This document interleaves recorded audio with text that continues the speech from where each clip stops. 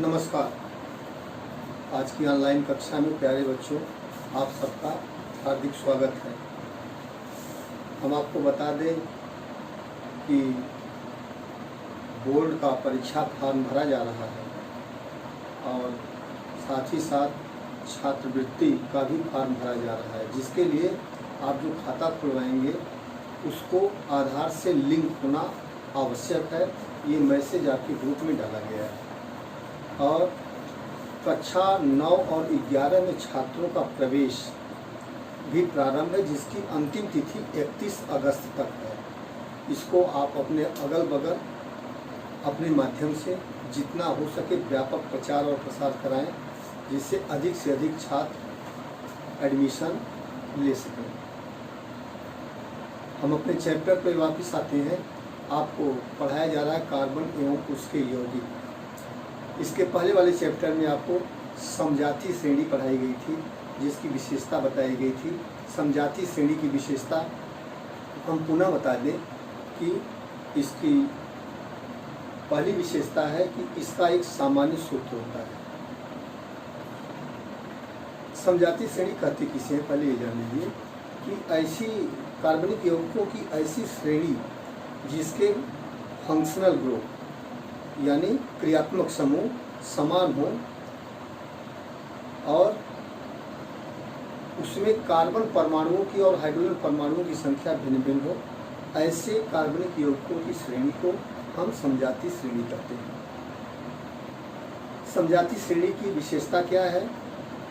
पहली विशेषता कि इनका एक सामान्य सूत्र होता है। दूसरी विशेषता, दो क्रमागत सदस्यों के बीच में CH2 का अंतर होता है। तीसरी विशेषता, इनके भौतिक गुणों में क्रमिक परिवर्तन पाया जाता है और रासायनिक गुणों में भी क्रमिक परिवर्तन पाया जाता है। यही विशेषताएं हैं। कार्बनिक यौगिकों का नामकरण आज की कक्षा में हम पढ़ेंगे। कार्बनिक यौगिकों का नामकरण, जैसे एक साधारण उदाहरण हम आपको दे दें कि जैसे कोई घर में बच्चा पैदा होता है तो उसका नाम रखा जाता है। जैसे मान लीजिए किसी का नाम प्रवीण कुमार, तो प्रवीण और कुमार दो शब्द हैं। प्रवीण पहले आ रहा है और कुमार बाद में आ रहा है। तो प्रवीण जो है नाम का प्रथम भाग होगा और कुमार नाम का द्वितीय भाग होगा। उसी तरह से कार्बनिक यौगिकों में भी नामकरण के दो भाग होते हैं। प्रथम भाग होता है और दूसरा वाला भाग द्वितीय भाग होता है। प्रथम भाग को हम पूर्व लग्न कहते हैं।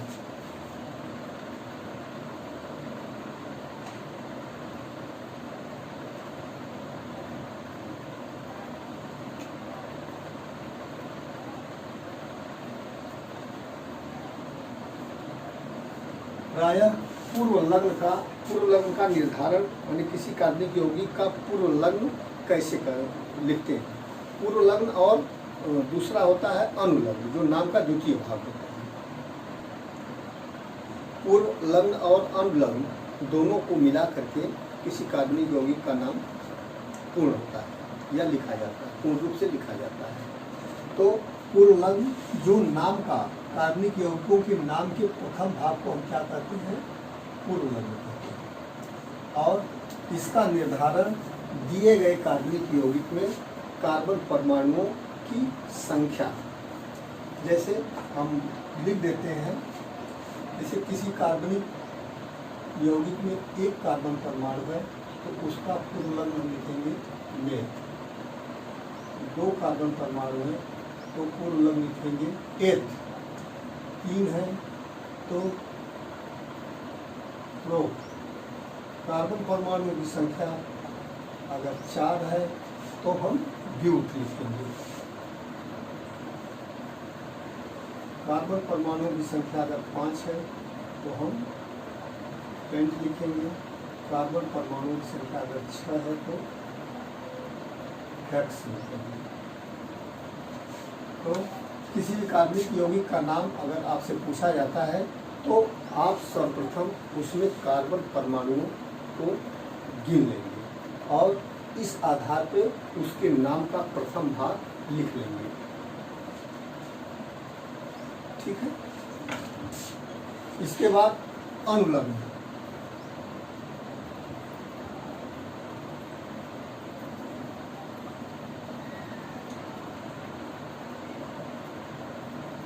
किसी कार्बनिक यौगिक के नाम के द्वितीय भाग को हम अनुलग्न करते हैं, और यह क्रियात्मक समूह या प्रक्रियात्मक समूह या फंक्शनल ग्रुप तीनों एक ही है, उस पर आधारित होता है। तो हम अनुलग्न के, जैसे हमने पूर्व लग्न के विषय में लिख दिया, उसी तरह से अनुलग्न के विषय में भी लिख देते हैं। कुछ क्रियात्मक समूह है, जैसे यहाँ पे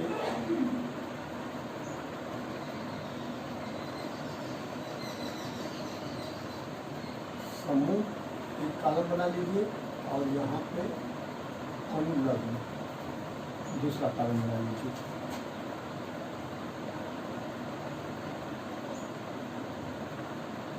जैसे कार्बन और कार्बन के बीच में एकल बंध है, तो अनुलग्न जो है एन जोड़ा जाता है। कार्बन और कार्बन के बीच में अगर दो बंध है तो इन शब्द जोड़ते हैं। कार्बन और कार्बन के बीच में ट्रिपल बॉन्ड है, माने त्रिबंध है, तीन बंध है, तो आइन शब्द जोड़ते हैं। इसको याद करना होगा आपको, ये इसको भी याद करना पड़ेगा और इसको भी याद करना पड़ेगा। अगर प्रक्रियात्मक समूह OH है, OH को अल्कोहल समूह कहा जाता है, तो अनुलग्न होगा ऑल। अगर प्रक्रियात्मक समूह CHO है, तो इसे हम कहते हैं एल्डिहाइड।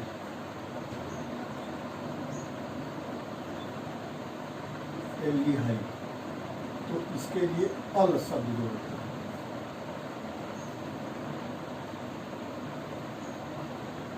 अगर प्रक्रियात्मक समूह COOH है, इसे कहा जाता है कार्बोक्सिल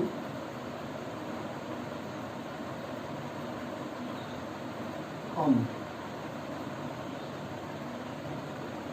इसके लिए हम जोड़ते हैं ओइक।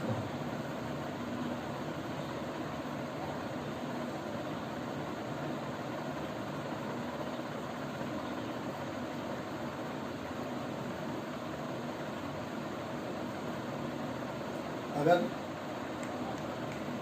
O जुड़ा हुआ है तो ये ईथर होता है, इसके लिए हम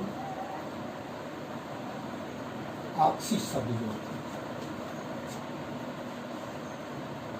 इतने जरूरी नाम है, इन्हें आप याद कर लेंगे। पूर्व लग्न के लिए इसको याद कर लेंगे, C1 नेथ, C2H, C3 प्रो, माने C3 का मतलब कार्बन परमाणुओं की संख्या 3, C4 ब्यूट, C5 paint, C6 hex, और इसे भी याद कर लेंगे। इसी आधार पे, इन्हीं दोनों के आधार पे किसी कार्बनिक यौगिक का नामकरण हम करते हैं। हम एक दो उदाहरण आपको बताते हैं। जैसे मान लीजिए, आपको मिटाना पड़ेगा, इसे आप ले लें, अपने कॉपी में नोट कर लें।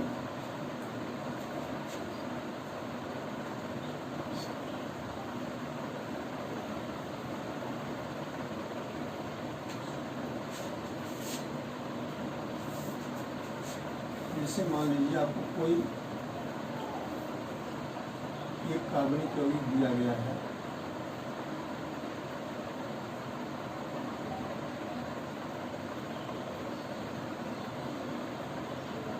ध्यान से सुनेंगे, इसका नाम आपको लिखना है,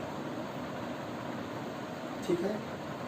आपका पहला काम क्या होगा कि दिए गए कार्बनिक यौगिक में कार्बन परमाणुओं की संख्या को आप गिनेंगे। तो इसमें जो है कार्बन परमाणुओं की संख्या कितनी है? 2। तो 2 कार्बन के लिए हम क्या लिखते हैं? 1 लिखते हैं, ठीक है। यहाँ पे कार्बन और कार्बन के बीच में देखिए सिंगल बॉन्ड है, एक पाई बिछी हुई है, तो सिंगल बॉन्ड के लिए हम अनुलंब कौन सा शब्द जोड़ते हैं? एन। एच प्लस एन मिलकर के इस कार्बनिक यौगिक का नाम हो जाएगा एथेन। हम आगामी कक्षाओं में, आने वाली कक्षाओं में और उदाहरण आपको बताएंगे। तब तक के लिए धन्यवाद।